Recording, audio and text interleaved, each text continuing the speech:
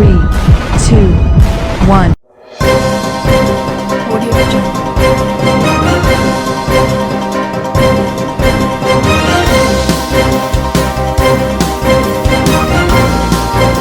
Audio Jungle. Audio Jungle.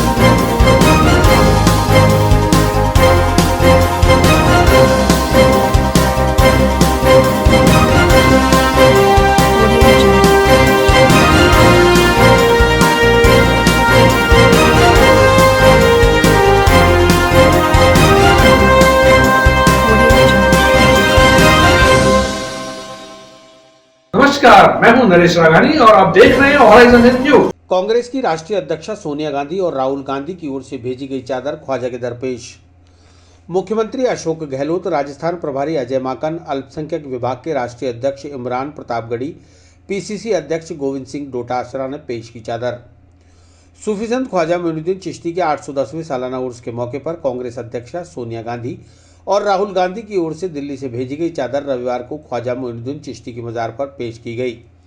Rajasthan के मुख्यमंत्री Ashok Gehlot, Akhil Bharatiya Congress committee के महासचिव एवं राजस्थान प्रभारी अजय माकन, राजस्थान प्रदेश कांग्रेस कमेटी के अध्यक्ष गोविंद सिंह डोटासरा, कांग्रेस अल्पसंख्यक विभाग के राष्ट्रीय अध्यक्ष इमरान प्रतापगढ़ी, राजस्थान वक्फ बोर्ड के सदर डॉक्टर खानू खान बुधवाली और वरिष्ठ कांग्रेस जनों ने दरगाह शरीफ में चादर पेश कर सोनिया गांधी का पैगाम पढ़कर सुनाया। मुख्यमंत्री अशोक गहलोत ने बताया कि ख्वाजा गरीब नवाज के द्वारा कौमी एकता और यकजहती का संदेश आज पूरे देश और दुनिया में कारगर है। आज के हालात राष्ट्रीय एकता के लिए खतरा बने हुए हैं, इसलिए ख्वाजा साहब से शांति भाईचारे के साथ देश की तरक्की के लिए दुआ की गई है। ख्वाजा साहब के दरबार में आते हुए 40 साल से अधिक समय हो रहा है।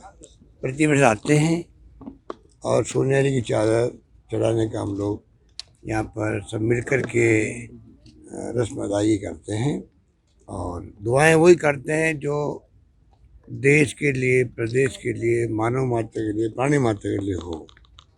किस प्रकार शांति, सद्भाव, प्यार, मोहब्बत, भाईचारे का माहौल हो, अहिंसा का माहौल हो।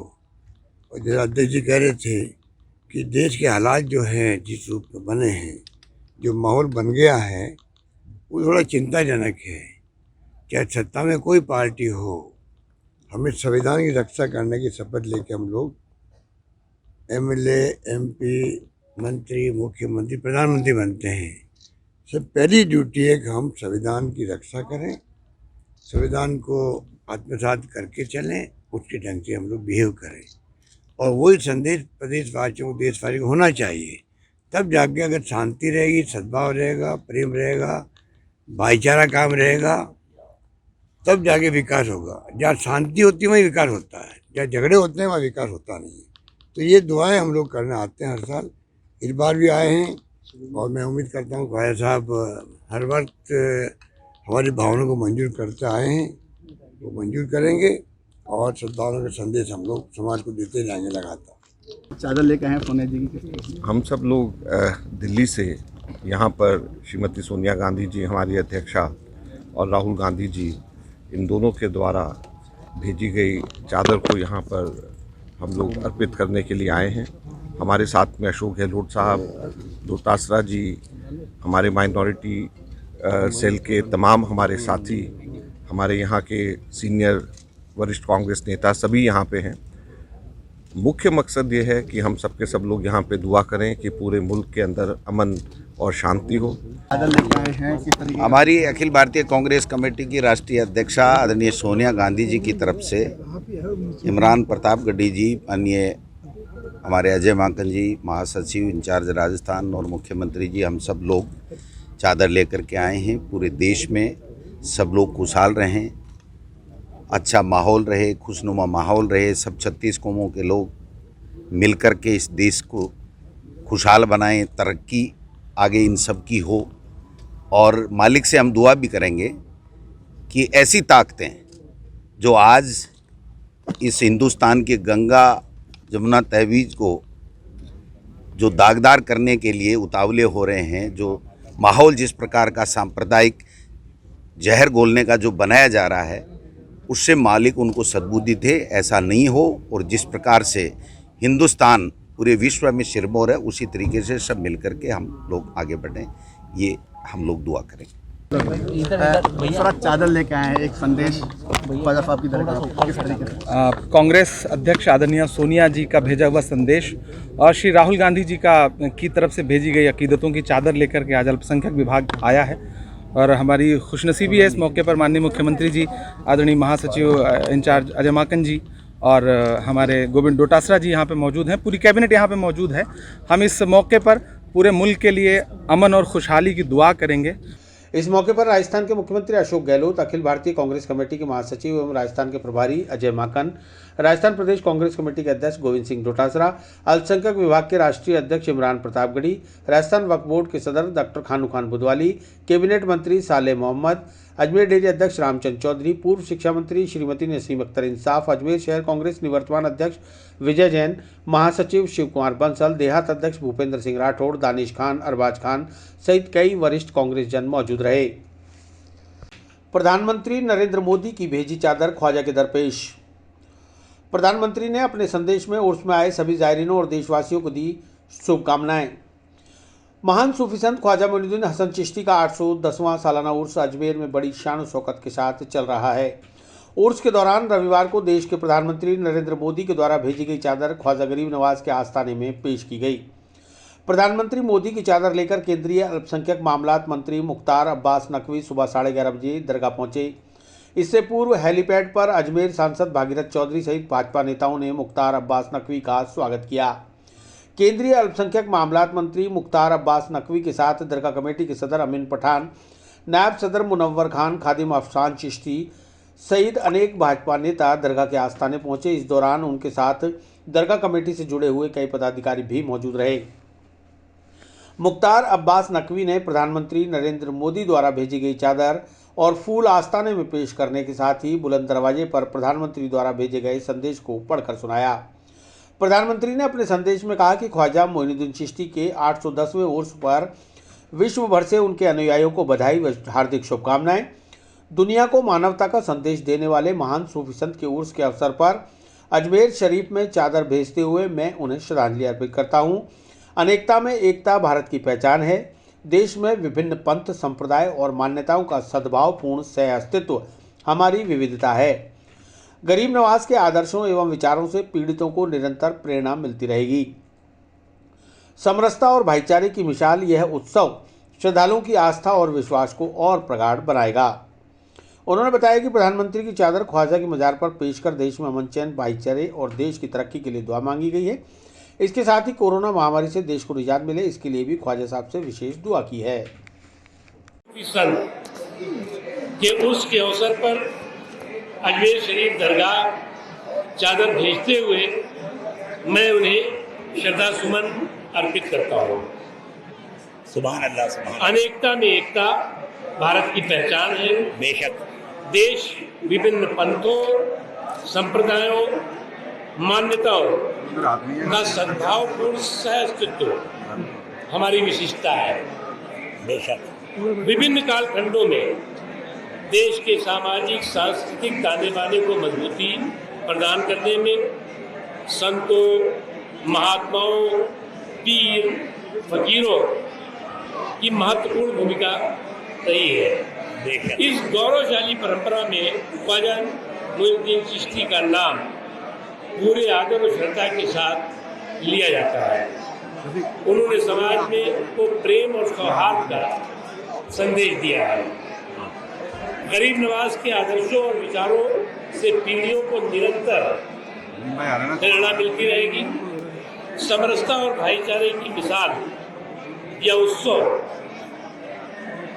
श्रद्धालुओं की आस्था और विश्वास को और प्रगाढ़ बनाएगा। इसी विश्वास के साथ ख्वाजा मोइनुद्दीन चिश्ती के वार्षिक उर्स के अवसर पर मैं दरगाह अजमेर शरीफ से देश की खुशहाली और समृद्धि की कामना करता हूँ। नरेंद्र मोदी प्रधानमंत्री ये प्रधानमंत्री जी का संदेश है जो कि मैंने दरगाह के जो तमाम हमारे अहदेदारान हैं उनको हमने दिया है। स्वर कोकिला लता मंगेशकर का रविवार सुबह हुआ आकस्मिक निधन। प्रधानमंत्री नरेंद्र मोदी ने लता दीदी के पार्थिव शरीर पर पुष्प चक्र किए अर्पित, राष्ट्रीय सम्मान के साथ हुआ अंतिम संस्कार। 6 फरवरी रविवार की सुबह भारत की महान गायिका स्वर कोकिला के नाम से विख्यात लता मंगेशकर का 94 वर्ष की उम्र में मुंबई के ब्रीच कैंडी अस्पताल में आकस्मिक निधन हो गया। लता मंगेशकर के निधन के समाचार से पूरे देश में शोक व्याप्त हो गया। लता मंगेशकर को श्रद्धांजलि अर्पित करने के लिए देश के प्रधानमंत्री नरेंद्र मोदी ने मुंबई पहुंचकर उनकी पार्थिव देह पर पुष्प चक्र अर्पित कर अपनी संवेदना व्यक्त की। लता मंगेशकर के निधन पर देश में 2 दिन का राष्ट्रीय शोक घोषित किया गया है। वर्ष 2001 में लता मंगेशकर को भारत रत्न से नवाजा गया। फिल्मों में लता मंगेशकर के योगदान को कभी नहीं भुलाया जा सकता। मात्र 13 वर्ष की उम्र में वर्ष 1942 में गायन शुरू करने वाली लता दीदी ने 1000 से ज़्यादा फिल्मों में अपनी आवाज़ का जादू बिखेरा। लता दीदी ने सिर्फ हिंदी में ही नहीं बल्कि देश विदेश की 36 भाषाओं में 50,000 से ज़्यादा गीत गाए। 5 भाई बहनों में लता सबसे बड़ी थी। परिवार की जिम्मेदारियों को निभाने के लिए लता दीदी ने शादी भी नहीं की। वर्ष 1962 में चीन से युद्ध के बाद जब देश का माहौल खुशनुमा नहीं था, तब 1963 के गणतंत्र दिवस समारोह में लता मंगेशकर ने सुप्रसिद्ध कवि प्रदीप की एक कविता को अपनी आवाज़ दी। ऐ मेरे वतन के लोगों, जरा आंख में भर लो पानी वाली कविता जब लता दीदी ने अपनी मर्म स्पर्शी आवाज़ में सुनाई तो समारोह में मौजूद तत्कालीन राष्ट्रपति डॉक्टर राधाकृष्णन की आंखों से आंसू आ गए। आज उनके निधन पर पूरा देश अपनी संवेदनाएं व्यक्त कर रहा है। वहीं अजमेर आए मुख्यमंत्री अशोक गहलोत, राजस्थान प्रभारी अजय माकन और अल्पसंख्यक विभाग के राष्ट्रीय अध्यक्ष इमरान गढ़ी ने भी सर्किट हाउस में लता दीदी के निधन पर अपनी संवेदनाएं व्यक्त करते हुए उन्हें श्रद्धांजलि अर्पित की। लता मंगेशकर जी एक ऐसी शख्सियत थी जिसने देश का नाम मान सम्मान सारे जहां से अच्छा हिंदुस्तान हमारा की तरह उन्होंने जो ए मेरे वतन के लोगों जो गीत गाए थे, पंडित नेहरू की आंखों में आंसू आ गए थे। आज उनकी याद आती है और पूरा देश गमगीन है यार, पूरा देश। और मेरे जैसा व्यक्ति जो कि पुराने गाने सुनता है उस पर क्या बीतेगी आप सोच सकते हो, क्योंकि मैं तो सुनता हूँ हमेशा। और उनकी राती कर जाएगी हम लोगों तो वो चली गई दुनिया से। इस बात का अफसोस, इस बात का दुख तो रहेगा। मैं उनको अपने श्रद्धासुमन अर्पित करता हूँ। उनके परिवार वालों को ये आघात लगा उसको शक्ति दे। और साथ ही यहाँ खड़े होकर के आज भारत रत्न आदरणीय लता मंगेशकर जी का, लता दीदी का देहांत हुआ है, तो हम उनके लिए श्रद्धांजलि भी अर्पित करते हैं। और हम सब की दुआ है कि मुल्क में खुशहाली रहे, अमन रहे। लता दीदी के भी हम सब लोगों के बीच में चले जाने के बाद में उनकी आत्मा की शांति की भी हम सब लोग यहाँ पे आज प्रार्थना करेंगे और मुल्क के अंदर अमन, शांति और भाईचारा रहे, यही हम सब लोगों की कामना है। पंचशील स्थित सिटी स्क्वायर मॉल के बाहर स्वर सम्राज्ञी भारत रत्न लता मंगेशकर को दी श्रद्धांजलि। अजमेर शहर की संगीत से जुड़ी कई प्रतिभाओं ने लता दीदी को किया याद। वार्ड नंबर 76 पंचशील नगर स्थित सिटी स्क्वायर मॉल के बाहर स्वर सम्राज्ञी भारत रत्न लता मंगेशकर के आकस्मिक निधन पर वार्ड पार्षद अतीश माथुर व पंचशील निवासियों के साथ ही सम्राट पृथ्वीराज चौहान, राजकीय महाविद्यालय की संगीत व्याख्याता मधु माथुर, मधुलिका नाग, मनीष माथुर, शास्त्रीय गायक आनंद वैद्य, प्रिया शर्मा ने पुष्प अर्पित कर स्वर कोकिला लता मंगेशकर को श्रद्धांजलि दी। पार्षद अतीश माथुर ने बताया कि लता मंगेशकर के जाने के बाद देश ने संगीत की दुनिया से एक अनमोल रत्न खो दिया। ऐसा कोई पुरस्कार नहीं रहा जो लता मंगेशकर जी को ना मिला हो। हमें बड़ा दुख है। हम सभी देशवासी ये प्रार्थना करते हैं कि उनकी आत्मा को भगवान अपने चरणों में जगह दे। इनका नाम हमेशा अमर रहेगा। आज इसी कार्यक्रम में संगीत से जुड़े सभी लोगों ने गीतों की प्रस्तुति देकर लता दीदी को श्रद्धांजलि अर्पित की है। लता मंगेशकर जी का निधन अपूर्णीय क्षति तो है, लेकिन वो सिर्फ दैहिक रूप से हमारे से दूर हुई हैं। जैसे आसमान में सूर्य है, वैसा ही लता जी का स्वर अजरा अमर रहेगा, यही अपेक्षा है हमारी। और आज के दिन हम सभी उनको विनम्र श्रद्धांजलि देते हैं। उनका सुर हमेशा हमारे कानों में और मस्तिष्क में और इस ब्रह्मांड में छाया रहेगा। लता दीदी का जाना पूरे विश्व के लिए बहुत हानि हुई है कि कोई शब्द ही नहीं है कि मैं कुछ बोल सकूं उनके लिए। मतलब ये बहुत बड़ा संगीत का बहुत ज़्यादा देश को हानि हुई है, तो इतना ही मैं कहना चाहूँगी। ऐसे कौन से गाने हैं जो उनके बहुत से गाने, खैर सैकड़ों गाने उन्होंने गाए हैं। नाम गुम जाएगा और ऐसे ये मेरे वतन के लोगों, ये ऐसे कुछ गाने देश प्रेम को लेकर के, देशभक्ति जगाते हैं, देश प्रेम जगाते हैं। ऐसे सैकड़ों गाने उन्होंने इतना भाव से गाया कि हर एक की आंखों में आंसू एकदम भर आते हैं उनका गाना सुनते ही। ऐसी उन्होंने भावपूर्ण उन गानों को गाया है। तो लता जी का निधन हमारे लिए क्या पूरे विश्व के लिए एक अपूर्णीय क्षति है। स्वर साम्राज्ञी एक स्वर खामोश हो गया जैसे। इस क्षति को कोई भी नहीं भर सकता, कहीं भी इस क्षति की पूर्ति नहीं हो सकती। मैं तो क्या कहूँ उनके लिए, मतलब सुबह से मेरा तो जीतना वो हो रहा है। पहले एक रफ़ी साहब और उसके बाद लता जी का जो निधन है, मेरे को लगता है कि हमारा संगीत ही एक तरह से अनाथ हो गया है। आज वार्ड 76 पंचशील के अंदर आदरणीय लता दीदी के निधन के ऊपर एक श्रद्धांजलि सभा का आयोजन किया गया यहाँ पर, और जिसके अंदर वार्ड क्षेत्र के गणमान्य व्यक्ति और साथ ही संगीत से रुचि रखने वाले, संगीत की शिक्षा देने वाले हमारे वृद्ध उपस्थित हैं। उन सब ने मिलकर के आज लता जी को श्रद्धांजलि दी है, और हम ईश्वर से प्रार्थना करते हैं कि लता जी की आत्मा को शांति मिले, और उनकी जो कमी है वो निश्चित रूप से हम सबको खलेगी, और कोई ना कोई ऐसा वापस कोई कलाकार खड़ा हो जो लता जी का स्थान रख सके और भारत का नाम वापस विश्व में स्थापित कर सके, ऐसी मेरी कामना है। इस तरह के दुख है पूरे देश के अंदर। निश्चित रूप से जैसा कि बताया गया है कि लता दीदी सिर्फ हिंदुस्तान में अपने स्वर के लिए जानी जाती थी, बाकी पूरे विश्व में अपने गायन के लिए प्रसिद्ध थी, और ऐसा कोई हिंदुस्तान का ऐसा कोई पुरस्कार नहीं था जो कि उनको नहीं मिला हो, चाहे वो पद्म विभूषण हो, पद्मश्री हो, दादा साहब फाल्के अवार्ड हो और भारत रत्न हो। इस तरह के जो नामचीन जो मुख्य अवार्ड है वो तो सारे मिले हैं, और अनगिनत लाइन से अवार्ड हैं जो उनको मिल चुके हैं। जैसे अगर ऐसा कोई फनकार जाता है तो निश्चित रूप से बहुत शोक की बात है पूरे भारतवर्ष के लिए। सरस्वती शासक व्यक्ति को उनके लिए बिल्कुल साहब ऐसा ही कहते हैं। उनको स्वर कोकिला का नाम इसलिए दिया गया था कि माता सरस्वती उनके साक्षात उनके कंठ में विराजमान थी, और उसी की वजह से वो आज अजर हैं, अमर हैं। आज हमारी लेजेंडरी सिंगर लता जी का निधन हो गया। इसके बारे में सभी को बहुत दुख है, और वह विश्व प्रख्यात थी और स्वर कोकिला के नाम से जानी जाती थी। उनका आकस्मिक निधन हम सबके लिए बहुत शोक की बात है, और वह हमारे दिलों में, हमारे मन में हमेशा ऐसे बसती रहेंगी, और उनकी आवाज़ हमारे लिए हमेशा अमर रहेगी। धन्यवाद। बॉलीवुड की मशहूर और मारूफ गुलकारा लता मंगेशकर के इंतकाल की खबरों से मुल्क हिंदुस्तान ही नहीं बल्कि बर्रे सगीर में उनके मद्दाहों में गम का माहौल है। हर जानिब लता मंगेशकर को उनके चाहने वाले खिराज तहसीन पेश कर रहे हैं। अजमेर शरीफ दरगाह में भी लता मंगेशकर को खिराज तहसीन पेश की गई। दरगाह के खादिम सैयद मुकद्दस मोइनी ने बताया कि 35 साल कबल लता मंगेशकर और उषा मंगेशकर अजमेर दरगाह हाजिरी देने आई थी। उन्हें ख्वाजा गरीब नवाज से बेहद अकीदत थी। मशहूर गुलकारा उस वक्त इतनी नहीं हुई थी, लेकिन फिर भी मशहूर थी, तो उस वक्त यहाँ हाजिर हुई, तशरीफ लाई। तो यहाँ पर हमके लिए उन्होंने मेरे से कहा, ख्वाजा साहब के लिए ज़रा हमें वो बताओ कि भाई क्या ख्वाजा साहब के सवाल उम्री के लिए थोड़ा बताएं। मैंने उनको सवाल उम्री भी बताई, पर उसके बाद यहाँ के बारे में उन्होंने यहाँ पे चादर फूल पेश किए, और मैंने उनके पूरे परिवार के लिए उनके लिए दुआ करी कि आपको उनका पूरा परिवार भी इसी तरह से उनको इसी तरह से उनको तरक्कियाँ मिलती रहे, और इनका परिवार भी मेरा खुश आबाद रहे।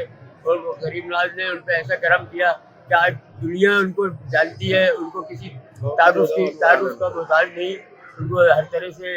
मेरी तो यही दिली तमन्ना है कि उनको उनके ऐशाले सवाब को यहाँ से मैं पेश कर रहा हूँ, और उनको पहुँचे, उनको जन्नत करवट जन्नत नसीब हो, और इसी तरह से वो यहाँ पर मैं दुआ करके उनके लिए खिराज अकीदत पेश करता हूँ। मुख्यमंत्री के दौरे के बीच भाजपा और आरएलपी के कार्यकर्ता गिरफ्तार। राजनीतिक कार्यकर्ताओं के साथ पुलिस ने किया अपराधियों जैसा व्यवहार। मुख्यमंत्री अशोक गहलोत के अजमेर दौरे के दौरान रीट पेपर आउट प्रकरण मामले में आरएलपी और भाजपा के विरोध को देखते हुए जिला पुलिस ने आरएलपी के अल्पसंख्यक प्रकोष्ठ जिला अध्यक्ष इक्तदार खान, शहर अध्यक्ष आशीष सोनी, सिकंदर खान, साकार जैन सहित कई कार्यकर्ताओं को गिरफ्तार कर लिया। वहीं भाजपा कार्यकर्ताओं द्वारा अग्रसेन चौराहे पर काले झंडे दिखाए जाने के मामले में अपने कार्यकर्ताओं के बारे में जानकारी चाह रहे भारतीय जनता पार्टी युवा मोर्चा के प्रदेश कार्यकारिणी सदस्य रचित कछावा सहित उनके साथियों को भी पुलिस ने जबरन जीप में डाला और शहर से बाहर ले गई। रचित कछावा का कहना है कि मुख्यमंत्री अशोक गहलोत की पुलिस जबरन लोकतांत्रिक आवाजों को दबाने का प्रयास कर रही है, जबकि वह अपने साथियों के बारे में सिर्फ पूछताछ कर रहे थे। उनका कोई अपराध भी नहीं था, बावजूद इसके उन्हें गिरफ्तार कर अपराधियों की तरह जीप में डालकर ले जाया गया, जो कि पुलिस की कार्यप्रणाली पर सवालिया निशान खड़े करता है। आज मुख्यमंत्री अशोक गहलोत की चादर अजमेर दरगाह शरीफ में आई थी। उसके मौके पर जो सोनिया गांधी जी की चादर लेके आए थे, सीएम साहब की चादर पहले आ चुकी थी। आज उसके अंदर कुछ युवा और रीट की परीक्षा की मांग को लेकर शांतिपूर्वक उनसे मिलना चाहते थे, ज्ञापन देना चाहते थे, लेकिन पुलिस ने उनको हटा लिया। जब हम सिविल लाइन थाने गए कि भाई हमारे साथियों को कहाँ लेके गया है, तो वहाँ पे किसी ने बताया नहीं, बोला कि अजमेर से बाहर ले गए। हम एसपी साहब से मिलना है तो एसपी साहब यहाँ पर मिले नहीं थे। उसके बाद में हम थोड़ा सा आगे भोमजी चौराहे के यहाँ पर गड़े हुए हम हमारे भाइयों की तफ्तीश कर रहे थे कि हम उनको कहाँ लेके गया, तो हमारे को भी वहाँ से गिरफ्तार कर लिया गया और गाली गलौज की गई। हमारे को कहा गया कि ये क्या कहते हैं, सीएम साहब का जब तक काफिला नहीं जाता जब तक आप यहाँ रुको।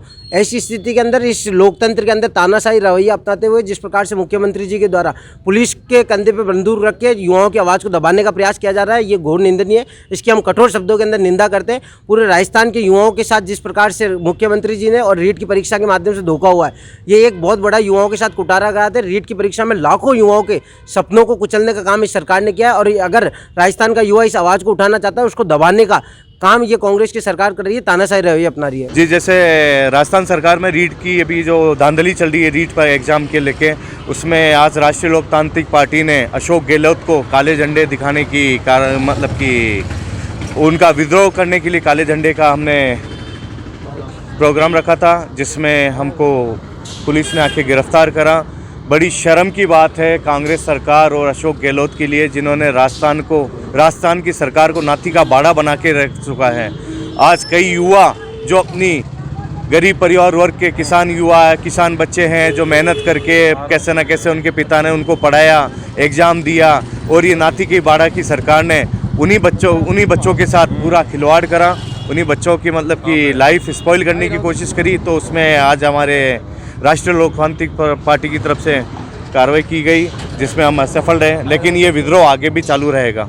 हमारा आदेश था हमारे जिलाध्यक्ष जी धर्मेंद्र सिंह जी रावत का कि रीट परीक्षा में जो धांधली हुई है और जो हमारे हनुमान बेनीवाल जी ने इसके ऊपर जो है संसद में भी आरोप लगाया राजस्थान सरकार पर कि इस परीक्षा को कैंसिल किया जाए, तो आज श्रीमान अशोक गहलोत जी का अजमेर आगमन था, तो हम आरएलपी कार्यकर्ताओं ने उन्हें काले झंडे दिखाने के लिए व्यूह रचना रची थी। उसके अंतर्गत जो है हमने हमारे शहर के जितने भी पदाधिकारी थे वो दिखाना चाहते थे, तो हम सब हमारे स्वामी कॉम्प्लेक्स के पास में इकट्ठे हुए थे। वहाँ पर हमारा प्रोग्राम था, जिस रूट से उनके जाने का था, तो वहाँ पर पुलिस ने हमारे को जो है गिरफ़्तार किया। उसमें हमारे शहर के आशीष सोनी जी साथ में हैं, मैं ज़िला अध्यक्ष अल्पसंख्यक मोर्चे का सिकंदर खान, अल्पसंख्यक मोर्चे के शहर अध्यक्ष, और ये साकार जैन और हमारा ये शब्बीर भाई साथ में थे। पुलिस ने हमारे को गिरफ्तार करके आना सागर चौकी पर लेकर आए। ये लगभग 10 बजे की घटना है और इन्होंने हमें यहाँ पर बिठा के रखा। क्या लगा पुलिस सही कर रही है, गलत कर रही है? नहीं, पुलिस तो अपना काम करेगी, पुलिस को तो जो है उनको ड्यूटी निभानी है, इसमें सही गलत का तो कोई मैटर है।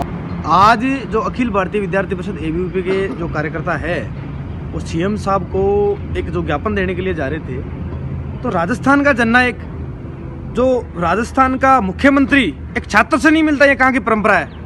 हमारी आवाज़ को दबाया जा रहा है, छात्रों को रोका गया, हमारे को ज्ञापन देने के नाम से वहाँ बुलाया गया, छात्रों को जबरदस्ती हमारे को थाने में बिठाया गया, यहाँ आदर्श नगर थाने हमारे को लाया गया। ये बिल्कुल गलत है। यहाँ की सरकार के इशारे पर, राजस्थान सरकार के इशारे पर हम छात्रों को यहाँ गिरफ्तार करना बिल्कुल गलत है, और ये पूरा का पूरा सिस्टम एक तरह से सरकार और इन अधिकारियों के लिपित में चला है। और हमारा तो विरोध प्रदर्शन एबीवीपी का था, रीट मामले को लेकर हम लोग शांतिपूर्ण तरीके से ज्ञापन देना चाह रहे थे। अगर हमारा ज्ञापन नहीं होता हम विरोध प्रदर्शन करते, तो इसमें पुलिस प्रशासन ने हमारे को पहले गिरफ्तार किया और 5 घंटे से आदर्श नगर थाने में बंद रहा। हमारा विरोध प्रदर्शन और एबीवीपी इसको लेकर बड़ा आंदोलन अजमेर शहर में करेगी, राजस्थान में बड़ा आंदोलन, जो कार्यकर्ताओं की आवाज़ को दबाने का प्रयास किया उसको लेकर एबीवीपी बड़ा आंदोलन करेगी। आशुराम डुकिया।